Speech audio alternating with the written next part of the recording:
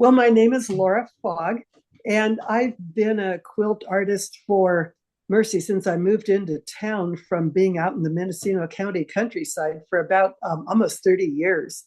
And my whole career was spent working with children and adults who were visually impaired and blind.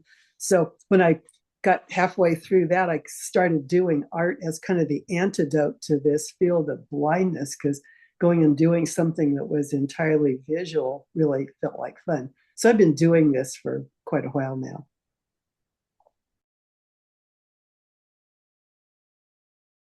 Well, yeah, I've always just loved fabric, and I used to sew my own clothes. And it got to the point where you sew something fantastic for yourself, and you wear it twice, and the whole world's seen it, and then it's sitting in your closet, and it just seemed kind of dumb. So I was sort of trained as an artist. I had some background in painting, and I dislike paint intensely because when I paint, everything comes out kind of brown and mucky. It just isn't my world. So the countryside where I live is so incredibly beautiful. They paid me to use the county car to drive over to the Mendocino County coast. And some one day a week, I'd have to drive the entire length of the coast. And like I just couldn't not stop and take pictures. So I started out doing a lot of landscapes, both ocean seascapes and interior county landscapes, just because it was so compelling. And I discovered that when I could use fabric in a collage technique to do this art quilting, that was just the ticket for me. Because even though I can sew, I'm terrible at the meticulous work that's required to do piecing. And I admire piecing and I appreciate it. And I always go look at the beautiful pieced quilts in shows, but I I lose my mind if I try to do that. The textile was just the perfect answer for me. I could do representational landscapes without the mess of paint. I could just collage, and it just gave me all this freedom and spontaneity that I was looking for. Geez, it my life, just everything is inspiring. And it started out being just the visual beauty around me, and then I'm a product of Berkeley. In the late 1960s, I graduated from UC Berkeley in 68 and then went to San Francisco State for my master's. So I'm a product of that very politically charged climate. And I'm an environmentalist. I've always been a tree hugger. And so just doing pretty pictures kind of lost its allure. I still do them because people like them, and I like them too. I appreciate just sheer beauty. But I also think it's really important to use art as my voice to take a stand about both political, social, environmental issues. And that's been really successful because I can go stand out on the street corner and shake a sign at people passing by, and they either think I'm nuts or it lasts for 4 minutes and then they're gone, and I'm shaking my sign at the next person, or I can get stuff into really good shows. I've been juried into Visions in San Diego twice, one with a totally environmental piece. And I got juried into Quilt National only once, but that was exciting. That was with more of a social justice kind of piece. And stuff hangs up on the wall and people see it. And some of the big shows attract tens of thousands of people. So I did one piece that was about our right to vote, and it was a plea to people to get out and vote. It was a big one. It was about 60 inches square. And I put it in a Pacific International Quilt Festival, and it was one of the great big winners. So they placed it like right up in the beginning or the front part of the show. So like thousands of people saw it. So that has become really, really important for me to use the art as a means of talking to communication and storytelling. It's important.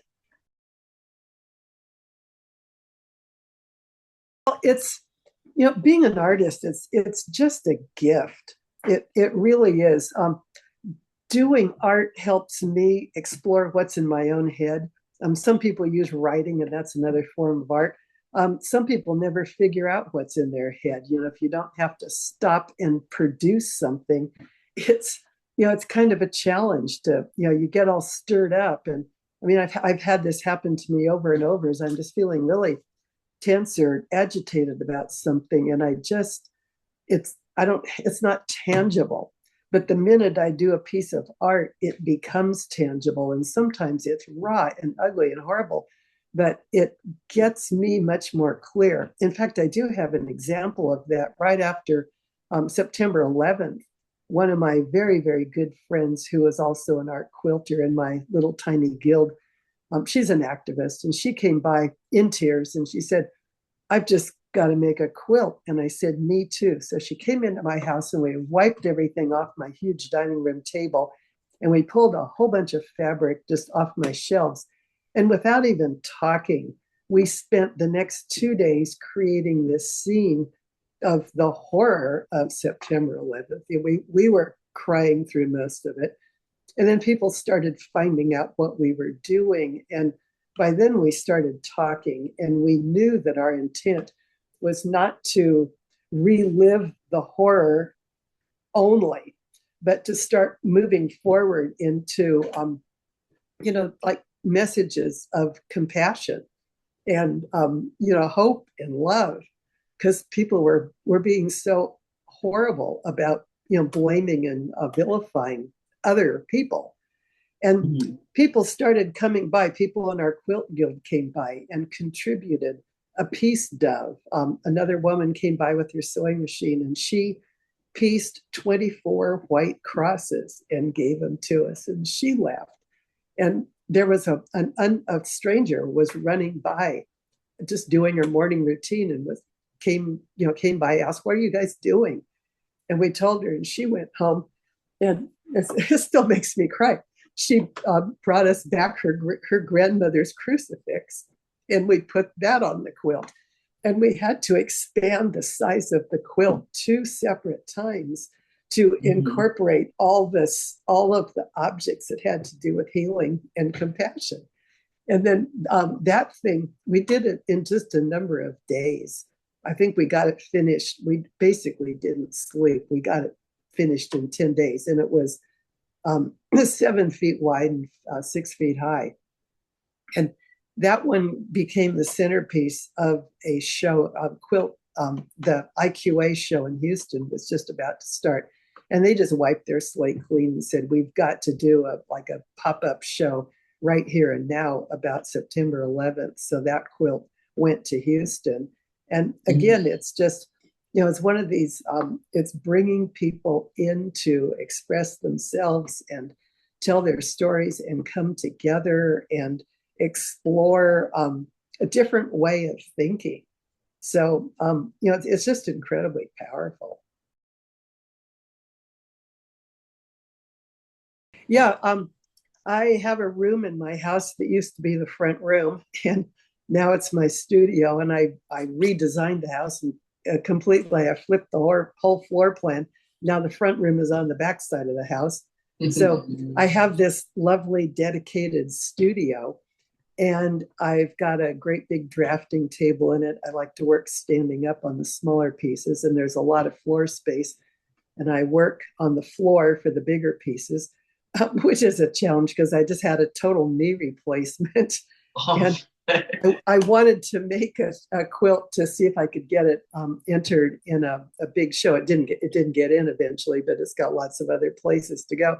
I discovered I could work on this thing on the floor if I laid down on the floor and kind of inched around like an inchworm. I got the whole quilt made like a month after the knee replacement. Because Wow. I couldn't stand up and I couldn't kneel, but I could lie down and work on this thing, and then I could drag it up to the sewing machine and sit in the chair with one leg stuck out and iced and elevated. So, but I have 2 sewing machines. I have a FOF, like a home sewing machine, and I used to do all my quilting on that one, but it's only got a harp that's like 14 or 12 inches deep. It's kind of a real project to stuff a whole large quilt into it. And Yeah. I like to do big work because big work is something that's more noticeable in a show than little tiny pieces. So I managed to get myself a Sweet 16, which is still a stationary machine, but the harp is 16 inches deep, and it's the quilt, the machine, it's placed perpendicular to me as I'm seated um, instead of horizontally. So I can really see where I'm going. So I have both Hmm. machines set up in this studio all the time, and an ironing board and an iron. So, and then I have a bunch of kids, but they've all left home. And there's a bedroom, a little tiny bedroom that used to be my youngest daughter's, that's adjacent to this studio. And as soon as she moved out, I ripped out the bunk bed and put up floor to ceiling open shelves, and that's where I have, Hmm. all I've got this huge big stash of fabrics and stuff. So I've got it's about a quarter of my house now is taken over by my studio. So I'm Mm. pretty well set up. It's not neat. It is not neat, but it's functional and it's got room in it. Yeah. Latter. I tend to be I tend to be a very energetic, spontaneous artist. So for me, the idea of making a sketch and like planning it all ahead of time is just pointless because I find that that sketch is then the original piece of art, and then I'm trying to copy it, and the whole thing.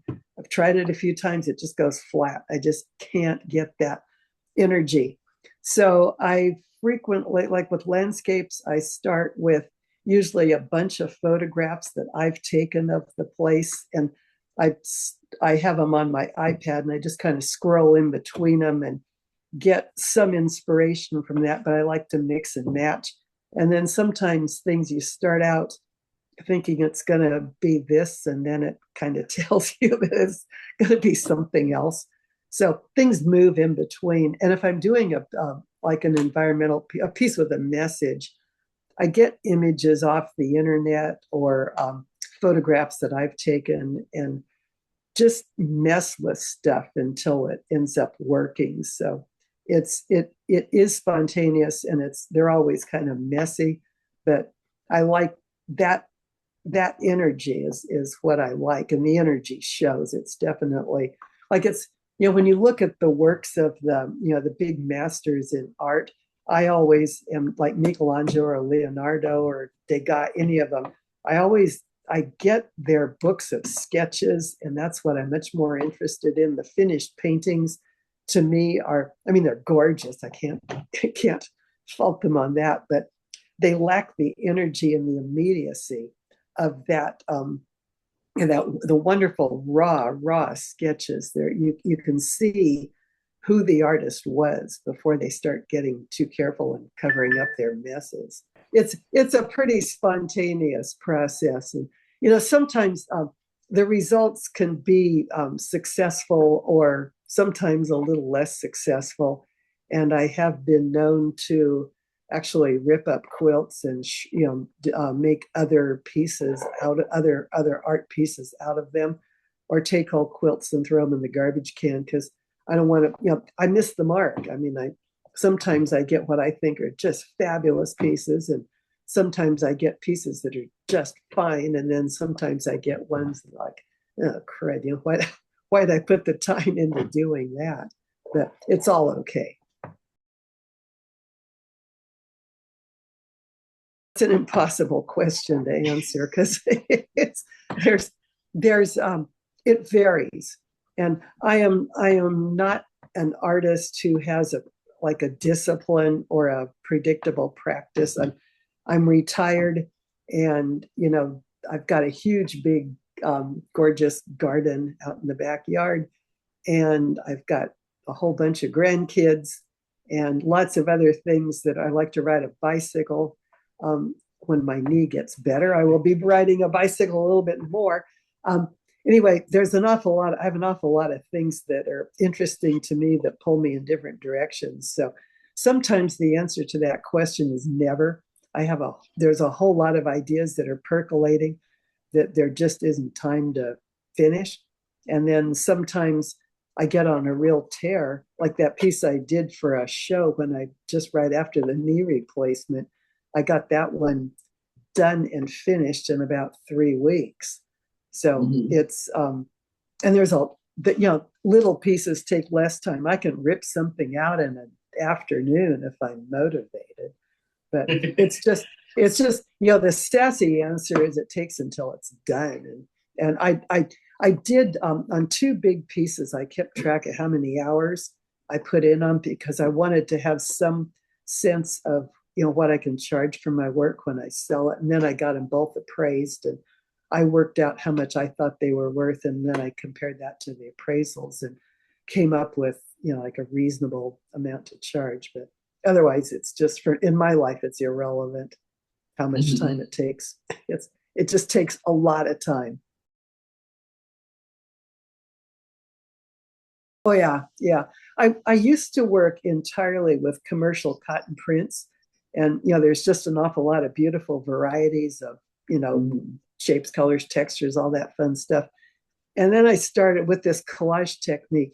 You can use an awful lot of different fabrics that don't have to be traditional quilting fabrics. You can use velvets and shiny metallic stuff and satin and novelty trims. And I started incorporating all that in.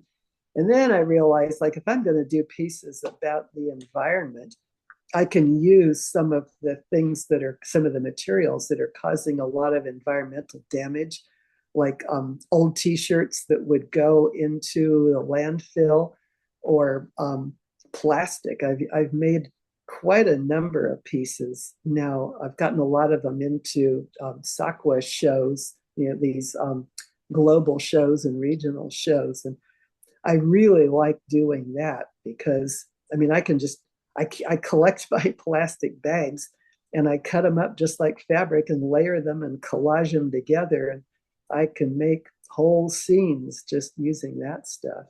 So, and then also the T-shirts is a great medium for quilts. And I found out that the textile industry is the second most polluting industry on the planet, second only to oil.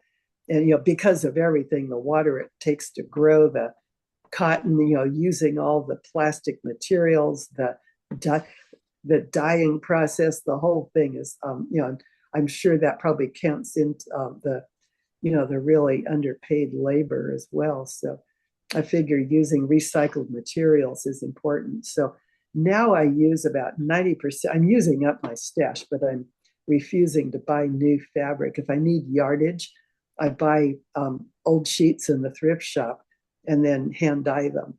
So I'm using up my stash, and I don't mind using commercial fabrics as long as I'm not buying them. But I'm mostly using the T-shirts and the sheets, and all that, lots of hand dyed sheets, and then plastic. Makes me feel better as a person. Fabric is I don't even, it must cost average is about $14 or $15 a yard right now. And buying them, luckily I have a decent retirement. I'm not rich, but if I need to buy fabric, I can buy fabric. But it still just makes me feel better that, and go to the thrift shop and buy, 8 T-shirts that are all different shades of green and use them for a fantastic quilt instead of having them end up in washing up on the beach in Cambodia. So it's a kind of a win-win.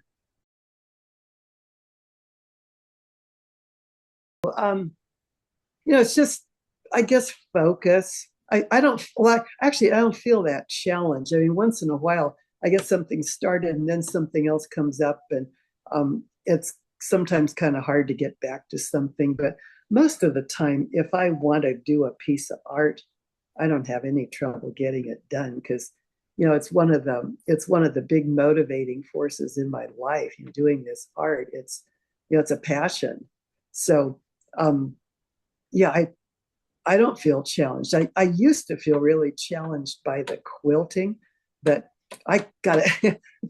The Sweet 16 machine was just a godsend because on that one, I can like I used to do watercolors and then I draw all over them with pen and ink.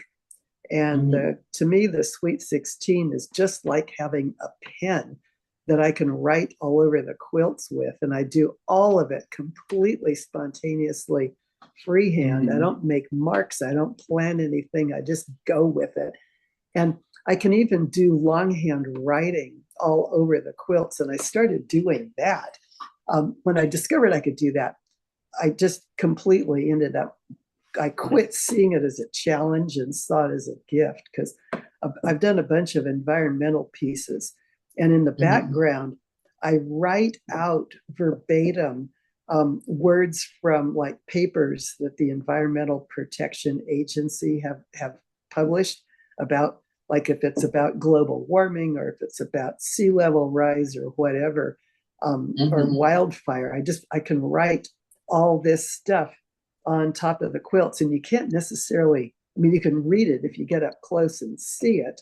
It's totally legible writing, but sometimes I cover it up with other things, or, it doesn't, the contrast isn't real high, but I know that all that information is incorporated into the body of the quilt. So so the quilting used to be a challenge, and now it's, I I really love doing it. So Mhm. that makes, I mean, I don't find my art isn't drudgery. It isn't a challenge. It's a release and it's a gift. So that Yeah. makes me feel pretty darn fortunate. Yeah, that one is definitely an environmental statement, and it was one that evolved as I was doing it. I made the front panel. It's a two panel quilt.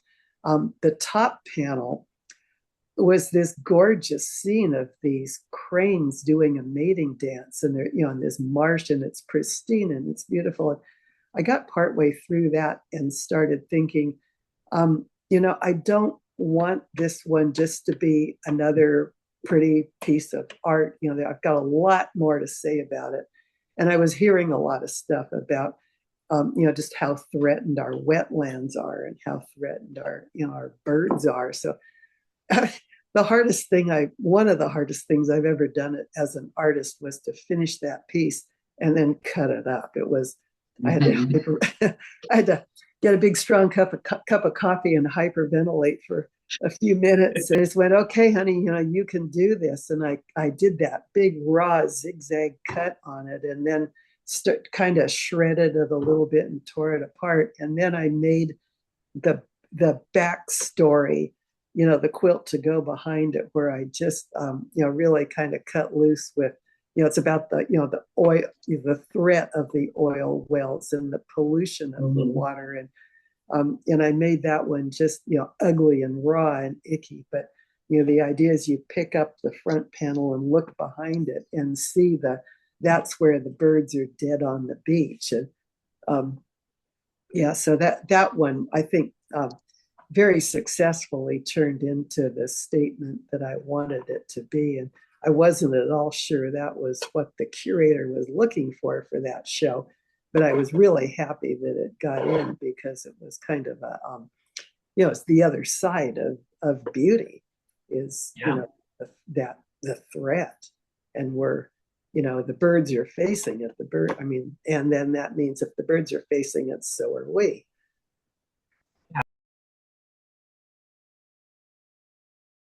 Well, it's really important. If if there's no audience, the quilter, me, doesn't have a voice.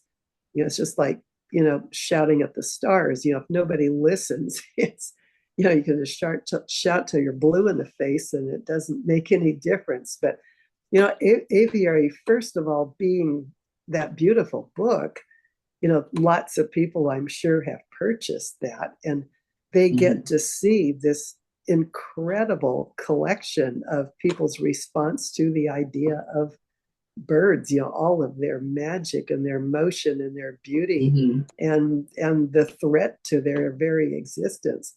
And then having it go on to be a show of actual quilts, I think that's really important, because the book is one thing, you can kind of zip through it. And seeing the actual piece is so different than seeing the book. It's one layer, it's an important layer deeper. So I am really happy that Precarious Balance is going to be in an actual show. And I Yeah. think people coming up and, first there's the scale in the book.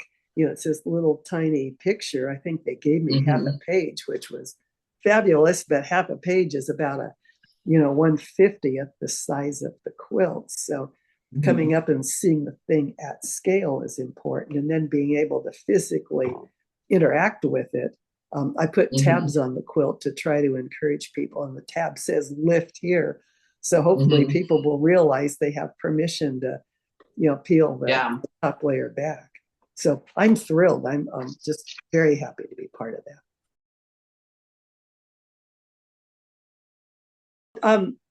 That, saving our planet is kind of important. It's just, it's in one word. Well, I can't do it in one word, but just get the message, please. See the message, understand the message, and react to it in a proactive way. Just understand what's happening.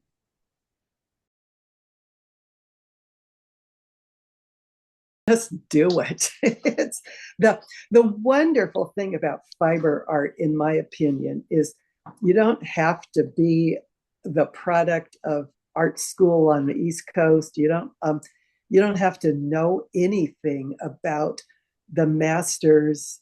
It's nice if you do, but you don't have to. You can be a rank beginner, and you don't have to know anything important about sewing stuff together in a traditional way.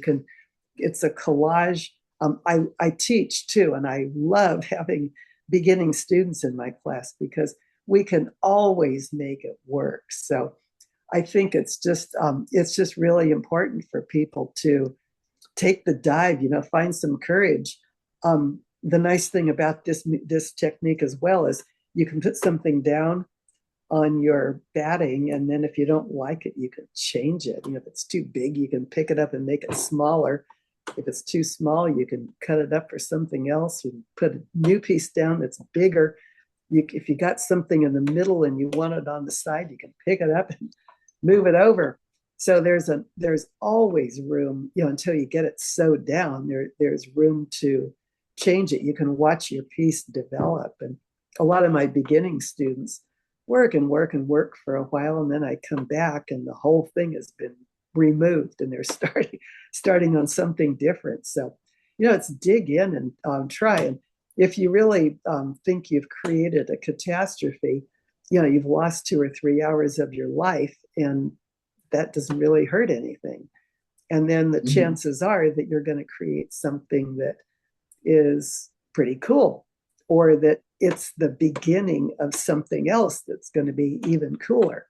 So it's there's just a lot of right answers in art quilting, and I really encourage people to take a dive and see what happens. This is an aside, but I happen to be right now, I got a grant to do a year-long project working with people who receive services from our homeless shelter in town. And I've been going there once a week since last summer, doing quilt art with people who are there. And so these are mostly people who've had little or no exposure to actually creating art. And in the last 4 months, we've got 15 smallish art quilts that are up in a show, and people cut and literally pasted fabric together on a background. And then I took the pieces home and did the quilting, because that's impossible for people who don't know how to use a sewing machine to do. And they're fabulous. They're just wonderful. The theme, or the challenge we gave people, was to imagine a place where you would like to be. And the pieces were really heartfelt. Some people depicted their families. Some chose, foreign places. Some chose fantasy places. Some chose natural environment, but they were very evocative pieces. So this is a group of people who created very, very lovely, heartfelt art without a whole lot of previous experience. So I think that should be encouraging to lots of other people. Yes, just do it. I think I just want to say that this is one more experience for me that I'm just really grateful to be included in. There's just so many ways to try to make something on this planet work a little bit better. And I really appreciate the opportunity to be part of it. And I'm going to keep trying to be part. I enter work in a lot of shows. I get rejected in a bunch of them, and I get accepted in a bunch of them. And that's another thing that I think is a kind of a last statement is fear of rejection is it can be stifling, and I think it's something we should all try to get over is, shows are just what a certain group of judges or jurors want now. It's their opinion. It is not a reflection on any individual's value as a person or an artist. And if I don't get something into a show, there's probably another show that I can enter it in. Or, after a while, if it doesn't get into anything, I can cut it up and make something new out of it. I don't have, sometimes if I'm really attached to getting something in a show and I think it's wonderful, I have to have a little pity party, after the rejection. But then I have a lot of happy dances too. So I think it's just, being less judgmental about ourselves and less scared about our own process and just take a little bit more of a risk, give it a try, see what happens. It's worth it.